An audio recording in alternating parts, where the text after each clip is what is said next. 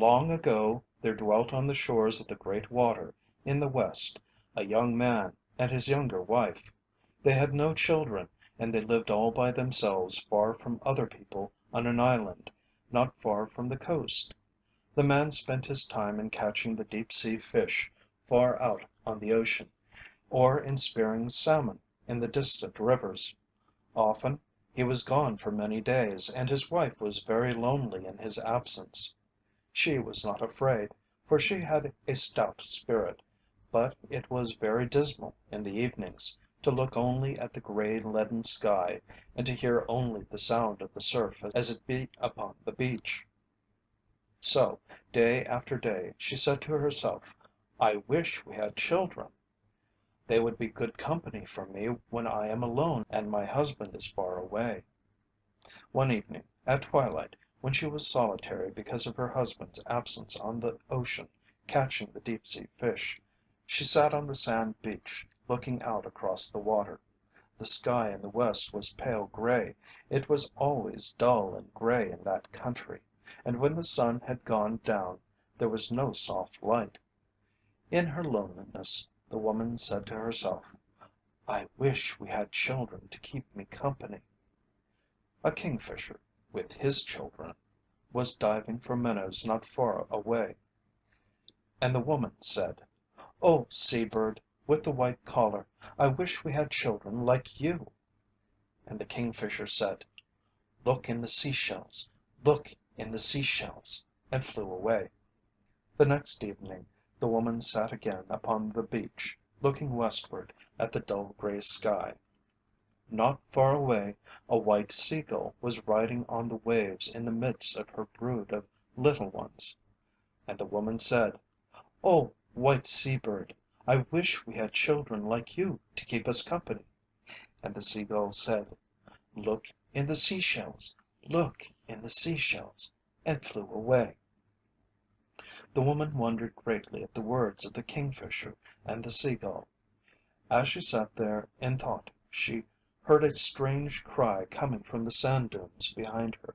She went closer to the sound and found that the cry came from a large seashell lying on the sand. She picked up the shell, and inside of it was a tiny boy, crying as hard as he could. She was well pleased with her discovery, and she carried the baby to her home and cared for him. When her husband came home from the sea, he, too, was very happy to find the baby there, for he knew that they would be lonely no more. The baby grew very rapidly, and soon he was able to walk and move about where he pleased. One day the woman was wearing a copper bracelet on her arm, and the child said to her, "I must have a bow made from the copper on your arm." So to please him, she made him a tiny bow from the bracelet, and two tiny arrows. At once he set out to hunt game, and day after day he came home bearing the products of his chase. He brought home geese and ducks and brant and small seabirds, and gave them to his mother for food. As he grew older, the man and his wife noticed that his face took on a golden hue brighter than the color of his copper bow. Wherever he went, there was a strange light. When he sat on the beach looking to the west, the weather was always calm, and there were strange bright gleams upon the water. And his foster parents wondered greatly at this unusual power. But the boy would not talk about it. When they spoke of it, he was always silent. It happened once that the winds blew hard over the great water, and the man could not go out to catch fish because of the turbulent sea. For many days he stayed on shore, for the ocean, which was usually at peace, was lashed into a great fury, and the waves were dashing high on the beach. Soon the people were in need of fish for food, and the boy said, "I will go out with you, for I can overcome the storm spirit." The man did not want to go, but at last he listened to the boy's entreaties, and together they set out for the fishing grounds, far across the tossing sea. They had not gone far when they met the spirit of the storm coming madly from the southwest, where the great winds dwelt. He tried hard to upset their boat, But over them he had no power, for the boy guided the frail craft across the water, and all around them the sea was calm and still. Then the storm spirit called his nephew, Black Cloud, to help him, and away in the southeast they saw him hurrying to his uncle's aid. But the boy said to the man, "Be not afraid, for I am more than a match for him." So the two met, but when Black Cloud saw the boy he quickly disappeared. Then the spirit of the storm called Mist of the Sea to come and cover the water, for he thought the boat would be lost if he hid the land from the man and the boy. When the man saw Mist of the Sea coming like a gray vapor across the water, he was very frightened, for of all his enemies on the ocean he feared this one most. But the boy said, "He cannot harm you when I am with you." And sure enough, when Mist of the Sea saw the boy sitting smiling in the boat, he disappeared as quickly as he had come. And the storm spirit, in great anger, hurried away to other parts, and that day there was no more danger on the sea near the fishing grounds. The boy and the man soon reached the fishing grounds in safety, and the boy taught his foster father a magic song with which he was able to lure fish to his nets. Before evening came, the boat was filled with good fat fish, and they set out for their home. The man said, "Tell me the secret of your power." But the boy said, "It is not yet time." The next day the boy killed many birds. He skinned them all and dried their skins.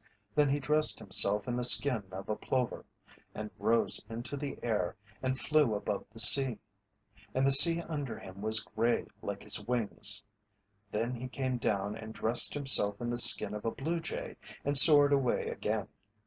And the sea over which he was flying was at once changed to blue like the blue of his wings. When he came back to the beach, he put on the skin of a robin with a breast of a golden hue like his face. Then he flew high, and at once the waves under him reflected a color as of fire, and bright gleams of light appeared upon the ocean, and the sky in the west was golden red.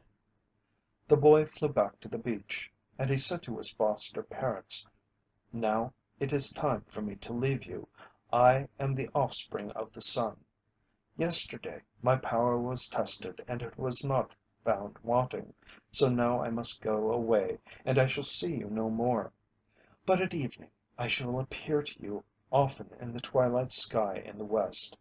And when the sky and the sea look at evening like the color of my face, you will know that there will be no wind nor storm, and that on the morrow the weather will be fair. But although I go away, I shall leave you a strange power.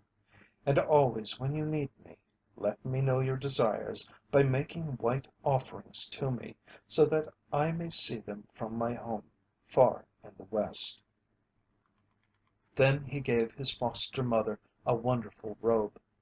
He bade his parents good bye and soared away to the west, leaving them in sadness.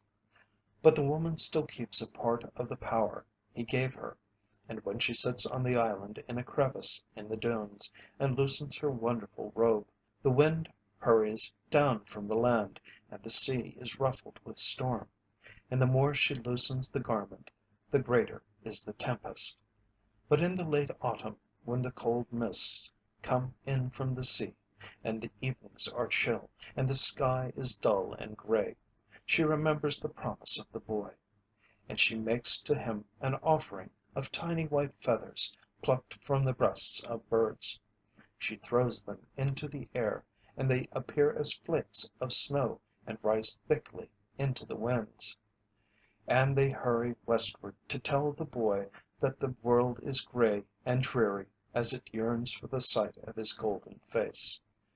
Then he appears to the people of earth. He comes at evening and lingers after the sun has gone, until the twilight sky is red and the ocean in the west has gleams of golden light. And the people then know that there will be no wind, and that on the morrow the weather will be fair. as he promised them long ago. Her husband's absence on the ocean catching the deep sea fish, she sat on the sand beach looking out across the water. The sky in the west was pale gray. It was always dull and gray in that country, and when the sun had gone down there was no soft light. In her loneliness the woman said to herself, "I wish